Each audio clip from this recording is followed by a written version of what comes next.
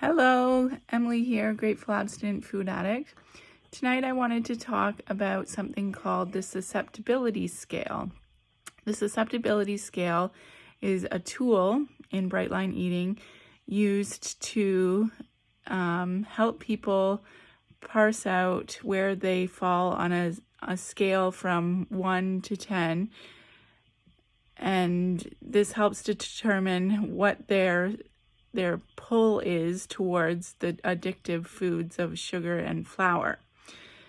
And for myself, I fall at the category where someone could be identified as a food addict, which I identify as, and so I'm a 10. Some places it's really good to be a 10.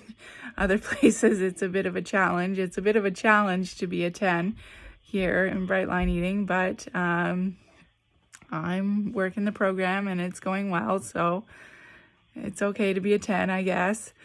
I know lots of different people who have struggled with their weight and they aren't a 10. So why it's good to find out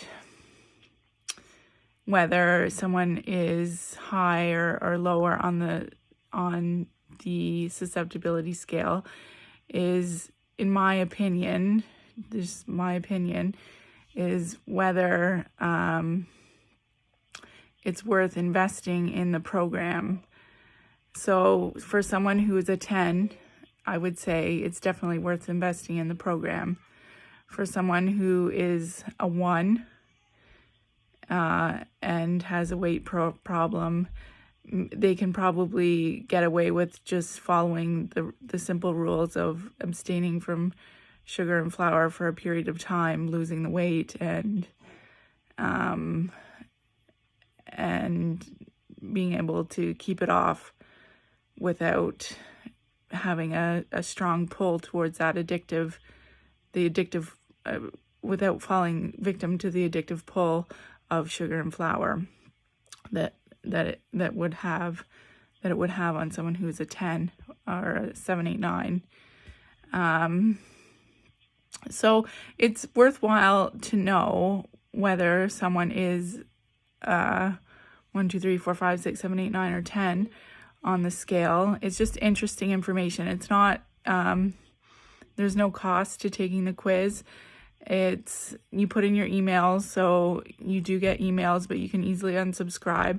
My husband, Jamie, took the quiz, and if you know Jamie for the majority of his life, he's been rather slender, and he is a 1 on the scale, and lucky bugger that he is.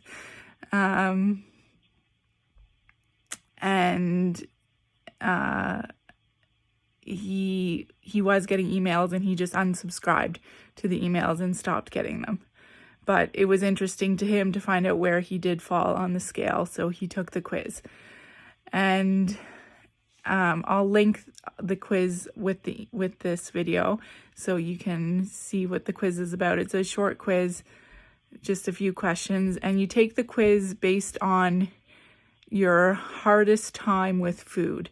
That is when the pathways in your brain were laid most deeply for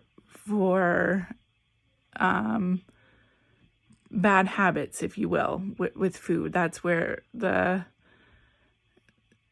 most entrenched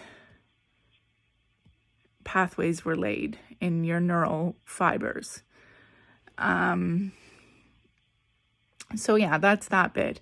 Another little bit, if anyone's keeping track, I'll post what my weight loss is to date, and it's 48.6 pounds. If anyone's keeping track, that is only 0.4 pounds down from last week, which is still down, so that's great, but I'm in a bit of a plateau, I guess, waiting for the whoosh.